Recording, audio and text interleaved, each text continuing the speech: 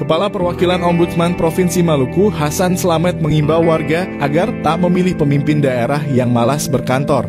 Hal ini disampaikan di kegiatan baku dapa anggota Ombudsman RI, Robert Naendi Jawen, dengan tema menyoroti dinamika peningkatan kualitas pelayanan publik di Maluku, Rabu 7 Juni 2023 sore.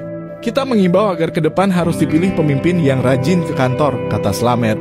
Pasalnya menurut Slamet, seorang pemimpin yang tidak pernah ke kantor sudah pasti pelayanan publiknya tidak maksimal.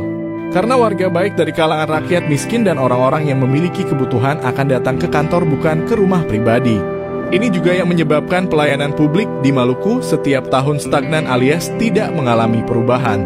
Pilih untuk jadi gubernur, bupati, atau wali kota itu harus rajin berkantor, karena ketika dia rajin berkantor maka pelayanan publik pasti maksimal, ungkapnya. Ditambahkan bagaimana bisa seorang kepala daerah melakukan pelayanan dari rumah pribadi.